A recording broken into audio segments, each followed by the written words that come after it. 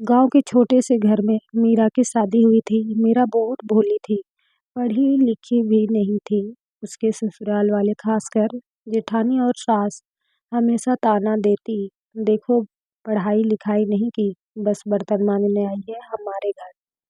मीरा चुपचाप सब सहती, रात को कोने में बैठकर रोती, पर किसी से शिकायत नहीं करती। पति रामू मीरा से बहुत प्यार करता था, पर गांव में मजदूरी करके शाम को थक कर लौटता और कहता, मीरा, मैं दिन भर खेत में मेहनत करता हूँ, तुम इन बातों को दिल पर मत लो, धीरे धीरे सब मान जाएंगे। पर सच्चाई ये नहीं थी कि मीरा को सिर्फ सास जेठानी ही नहीं, पूरा गांव नीचा दिखाता। किसी शादी या मेले में जाती तो औरतें हंसती, अरे ये देखो, ये तो अपना नाम भी नहीं लिख सकती। एक दिन गांव में स्कूल के मास्टर जी मीरा के घर आए। उन्होंने कहा, सरकार ने गांव में बड़ों की पढ़ाई के लिए नई योजना चलाई है, रात में क्लास होगी, कोई चाहे तो सीख सकता है। जेठानी हंसने लगी, अरे ये मीरा पढ़ेगी, इसे तो ABC भी नहीं आती। मीरा को बहुत बुरा लगा। उसने पहली बार ठान लिया, अब मैं पढ़ना सीखूंगी, चाहे कितनी भी मेहनत करनी पड़े। रात को उसने रामू से कहा, मुझे पढ़ना है ताकि कोई मुझे नीचा ना दिखा सके। रामू को खुशी हुई। अगले दिन मीरा ने मास्टर जी से पढ़ाई शुरू कर दी।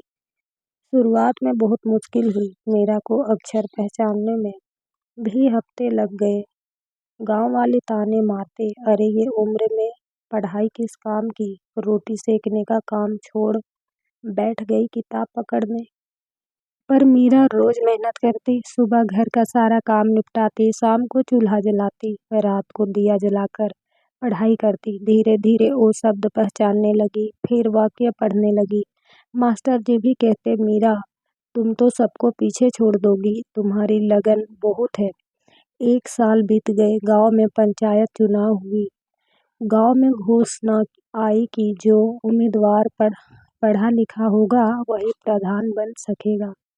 गांव के बड़े लोग परेशान हो गए, क्योंकि गांव में पढ़े लिखे लोग कम थे। तभी मास्टर जी ने कहा, मीरा को क्यों नहीं खड़ा करते, ये अब पढ़ना लिखना जानती है और समझदार भी है। पूरा गांव हक्का बक्का। जेठानी बोली, हमारी मीरा प्रधान, ये तो चमत्कार होगा।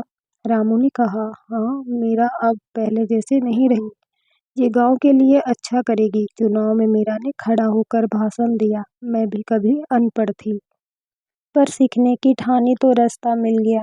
गांव की हर औरत को मैं पढ़ाई का मौका दूंगी, ताकि किसी की बहू को वो ताने ना सुनने पड़े जो मैंने सुने। लोगों को उसकी बात दिल से लगी। गांव की औरतें खासकर उसे वोट देने आई। चुनाव का नतीजा आया, मीरा जीत गई। अब वो पूरे गांव की प्रधान थी।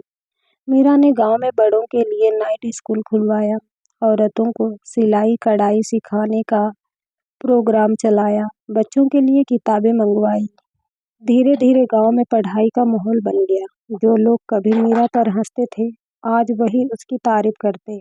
हमारी प्रधान तो सच में गांव बदल रही है। एक दिन जेठानी आई और रोते हुए बोली, मीरा मुझे भी पढ़ना है, ताकि मैं भी अपना नाम लिख सकूं। तुमसे बहुत जल्दी थी, पर अब गर्व है तुम पर। मीरा ने मुस्कुराकर कहा, आओ दीदी, यही तो मैं चाहती थी, हम सब मिलकर सीखेंगे।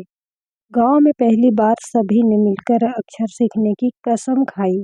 मीरा का सपना पूरा हो गया। वो खुद बदली और पूरे गांव को बदल दिया। सीखने की कोई उम्र नहीं होती। अगर ठान लो तो जीवन का सबसे अंधेरा कोना भी रोशन हो सकता है।